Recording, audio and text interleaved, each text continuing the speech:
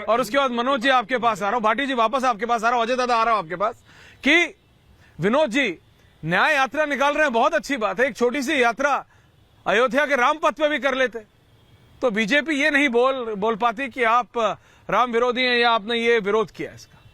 Congress party ने विनोद जी, मैं आपका इस पे एनालिसिस चाहता हूं। देखिए विनोद जी, देखिए राम मंदिर में आस्था का जो विषय है उसको लेकर के, श्रद्धा का विषय, उस पर तो कोई डिबेट है नहीं, ना उस पर कोई विवाद है। और शायद ही कोई इस देश में ऐसा होगा जिसको राम पर विश्वास ना हो या राम मंदिर को लेकर कोई प्रश्न हो। सुप्रीम कोर्ट के फैसले के बाद विवाद भी खत्म। अब रही बात इसको लेकर जो राजनीतिक बयानबाजी हो रही है, जो राजनीति हो रही है, उसके अलग अलग नेतार्थ हैं।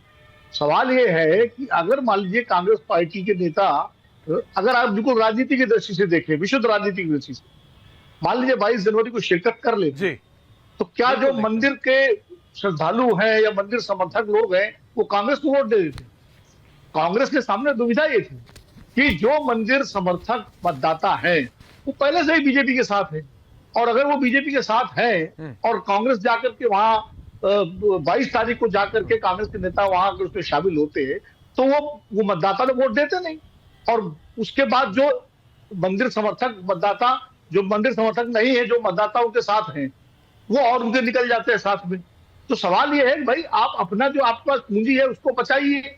हो सकता है इसका नुकसान भी कांग्रेस पार्टी को हो सकता है उठाना पड़े, जैसा कि अभी लग रहा है सब चीजों से, लेकिन हो सकता है 2-3 महीने में कोई डैमेज कंट्रोल भी हो, कोई नई रणनीति आए। तो ये एक राजनीतिक रिस्क लिया है कांग्रेस पार्टी ने, और वो रिस्क अपने हिसाब से लिया, वो जाने।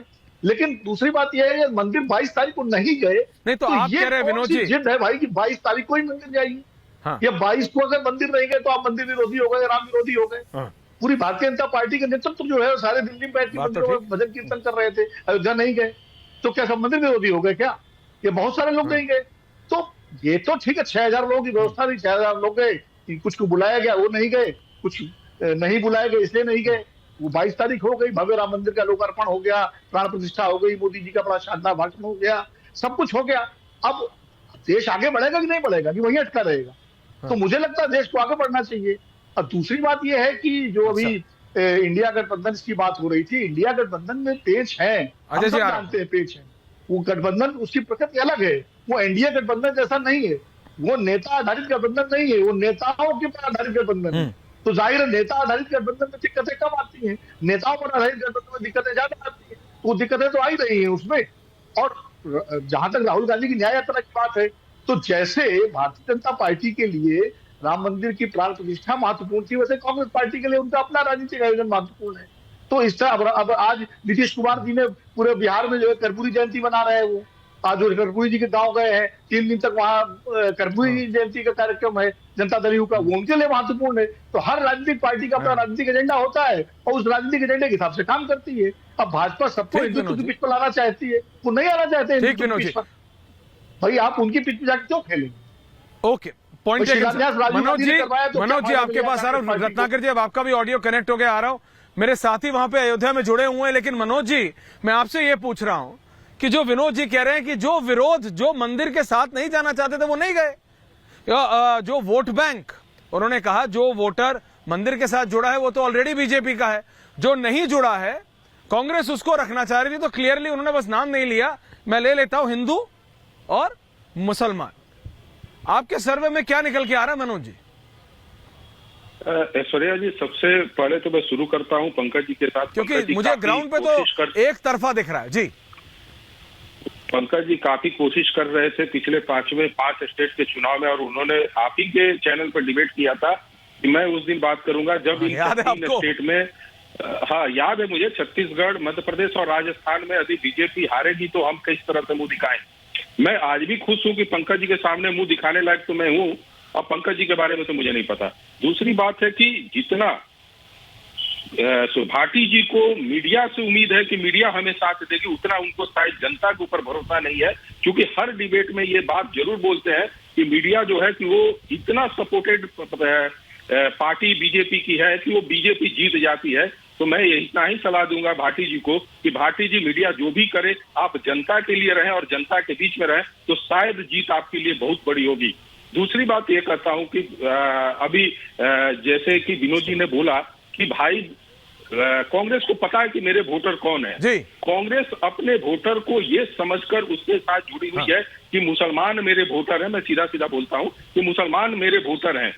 यही कांग्रेस की सबसे बड़ी हार है कि कांग्रेस ये नहीं समझ पा रही है कि मुसलमान के बाद भी मेरे वोटर हैं। शेड्यूल कास्ट उससे पीछे हट गए। फॉरवर्ड क्लास से जो ब्राह्मण होता था फॉरवर्ड क्लास, वो उससे अलग हो गए। और भारतीय जनता पार्टी ने एक नया वर्ग, जिसको कहेंगे लाभार्थी वर्ग, और अब तो कहेंगे कि राम भक्त, दो भक्तों को एक साथ मिलाकर चुनाव में जाना चाह रही है 2024 में। और ये उसकी एक बहुत बड़ी रणनीति के तहत काम करते हुए दिख रही है।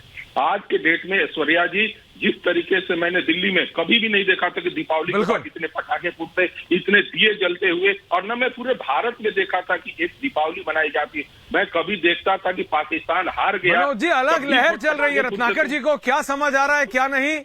अगर उनको लग रहा है कि एम वाई का एम फैक्टर सारा उनके पास आ गया, तो क्या मतलब अखिलेश यादव क्या मूंगफली छिल रहे हैं? आप समझ नहीं रहे कहां से हो जाएगा सब कुछ उधर। लेकिन मैं अपने साथियों के पास जा रहा हूं। वैभव, अनामिका और सृष्टि, अजय जी आपके पास आ रहा हूं, क्योंकि सबको आपको जवाब देना है। वापस आ रहा हूं, प्लीज 1 मिनट। अपने साथियों के पास जा रहा हूं। वैभव, फर्स्ट टू यू। वैभव, कहां है आप और क्या माहौल है वैभव? बिल्कुल ऐश्वर्या, हम इस वक्त अयोध्या में धर्म पथ पर मौजूद हैं।